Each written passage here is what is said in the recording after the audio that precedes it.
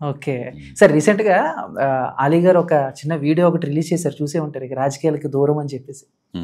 So అంటే ఎలా ఏంటి సార్, రాజకీయాల్లో ఉండాలి అని అంటే కొంచెం పృథ్వీ గారు లాగా స్ట్రాంగ్ అవ్వాలి. ఎందుకంటే ఎన్ని వివాదాలు వచ్చినా ఎన్ని చేసినా స్టెప్ బై స్టెప్.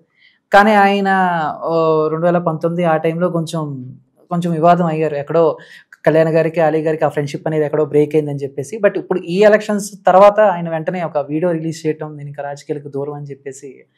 సో మళ్ళీ కలిసారా ఎప్పుడైనా అలీ గారిని? నేను ఎప్పుడు మామూలు కనపడితే భయ్యా ఎలా ఉన్నావు భయ్యా అని అంటే మాట్లాడతాం. అది కూడా 1 year అయిందండి మాట్లాడి. సో ఆ మధ్య ఒక సినిమా ఒకటి సొంతంగా సినిమా చేశాడు 2 ఏళ్ల క్రితం, దాంట్లో యాక్ట్ చేశాను నేను.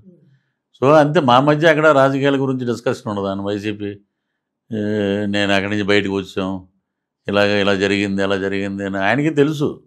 వాళ్ళంతా ఇలా ప్లాన్ చేసి నిన్ను బయటికి పంపారని తెలుసు. అంతే మా మధ్య డిస్కషన్ జరిగేది. సో అతను కొంచెం సున్నితమైన మనస్కుడు, మధ్యలో వెళ్ళాడటు.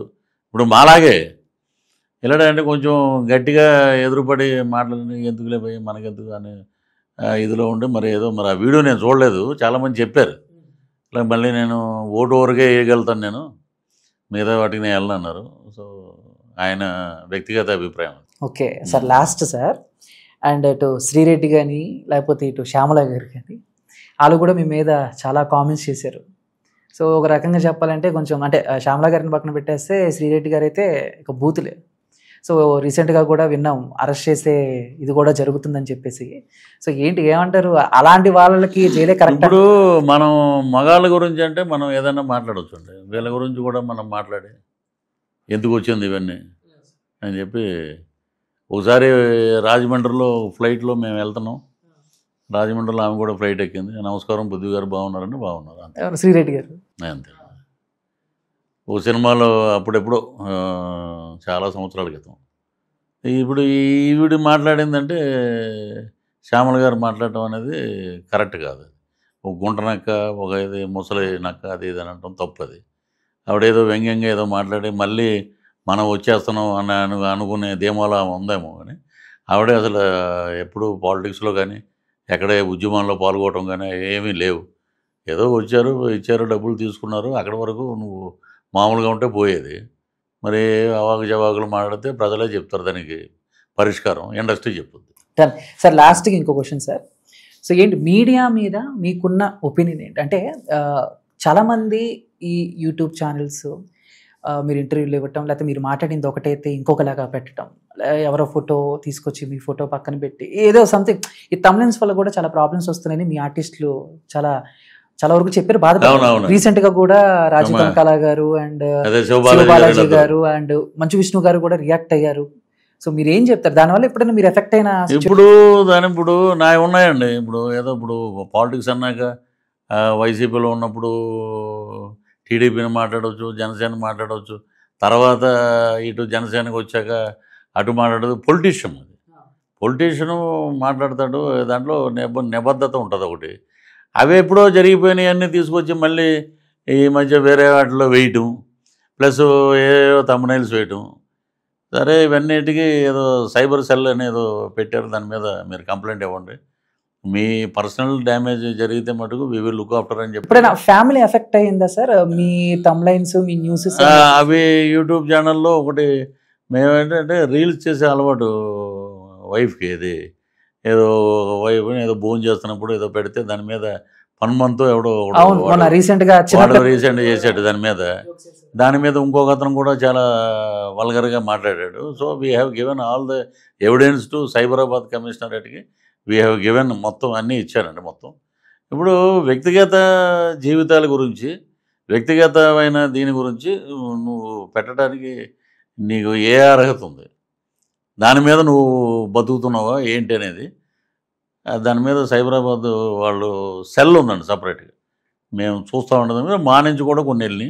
Thank you so much. Thank you అండి, థ్యాంక్ యూ సార్. అంటే ఎప్పటి నుంచో సార్ ఇప్పుడు టీడీపీ మన 2019 ఎలక్షన్స్కి అయితే చాలా వరకు కామెంట్లు వచ్చాయి, ఇక టీడీపీ పైన అయిపోయింది అని చెప్పేసి. ఇక 2024లో మళ్ళీ టీడీపీ పుంజుకుంది మళ్ళీ. అంటే ఇప్పుడు ఈ టీడీపీకి సంబంధించి ఈ వారసుల విషయంలో అప్పుడప్పుడు హాట్ టాపిక్ వస్తూ ఉంటుంది. అండ్ టీడీపీకి నెక్స్ట్ వారసుడు లోకేష్ గారు అని, లేదు జూనియర్ ఎన్టీఆర్ గారే రావాలి అని చెప్పేసి. సో మీరేం చెప్తారు? అంటే వింటూ ఉంటారు కదా మీరు కూడా. నేను అనేది ఏంటంటే అండి, ఇప్పుడు లోకేష్ గారు ఉన్నారు, గవర్నమెంట్లో ఉన్నాడు, ఆయన పాదయాత్ర చేశాడు, ప్రజల పట్ల తిరిగాడు, ప్రజల్లో ఉన్నాడు, ప్రజల కోసం పనిచేస్తున్నాడు ఆయన. ఒకప్పుడు లోకేష్ గారు ఇలాగ మాట్లాడతాడా, అంత సీన్ ఉందా, ఎంత ఉందా అని మాట్లాడారు. ఈ రోజున మొత్తం ఒక క్రమశిక్షణగా, ఒక మాట తప్పకుండా బ్రహ్మాండంగా పవన్ కళ్యాణ్ గారు స్ఫూర్తితోటి ఆయన రాజకీయాల్లో వచ్చి మినిస్టర్ చేశాడు ఆయన. దాంతో ఇంకా అద్భుతంగా పరిపాలిస్తున్నాడు ఈ రోజున. మరి అటువంటి పరిపాలనా దక్షుడికి అవకాశం ఉంటుంది. ప్రజలు ఏమని కోరుకుంటారు, మనకి బ్రహ్మాండంగా పనిచేస్తున్నాడు ఇతను, నిలబడి ఏదైనా పెద్ద పోస్టుకు వస్తే అని. మొన్న ఎవరో కామెంట్ పెట్టారు, ఫ్యూచర్లో పవన్ కళ్యాణ్ గారు సీఎం అవ్వాలి, లోకేష్ బాబు సీఎం అవ్వాలి, మీలాంటి వాళ్ళు రాజకీయాల్లో ఉంటేనే అద్భుతం అని చెప్పి మన ఎవరో కామెంట్లు పెట్టారు. ప్రజల్లో అలా ఉంది.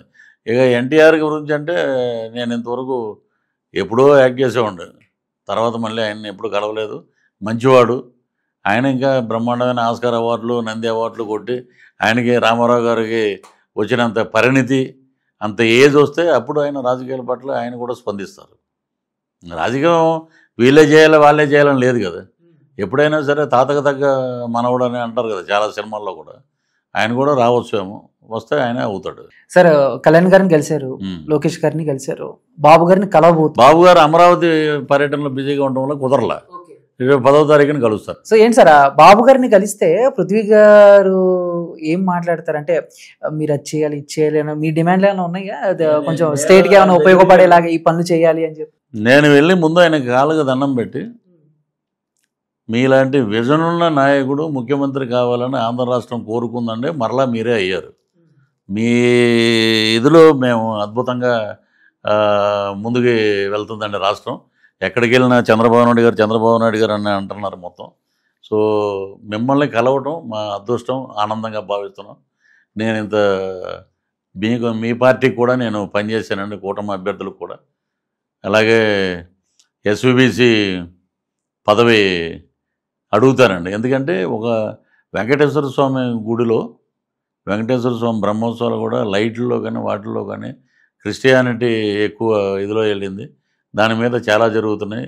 నేను చేసిన వరకు ఎస్విబిసిలో చాలా మంచి పనులు చేశాను, నన్ను ఇలా చేశారు. కాబట్టి మీరు దయతెలిచి ఆ పోస్టు నాకు ఇచ్చినా ఇవ్వకపోయినా, ఇస్తే ఆస్కార్ అవార్డు అంటే, ఇవ్వకపోతే నంది అవార్డు ఇస్తే ఏంటంటే మంచిని గౌరవించారు, ఇదిరా చంద్రబాబు గారు అని మేము చెప్పుకుంటాం గౌరవంగా. ఆంధ్ర రాష్ట్రం మొత్తం, ప్రపంచం మొత్తం చెప్పుకుంటుంది అని వెళ్ళి ఆయనతో మాట్లాడి ఒక ఫోటో దిగి వచ్చేద్దాం అనేది. ఓకే సార్, రీసెంట్గా అలీ గారు ఒక చిన్న వీడియో ఒకటి రిలీజ్ చేశారు, చూసే ఉంటారు, ఇక రాజకీయాలకి దూరం అని చెప్పేసి.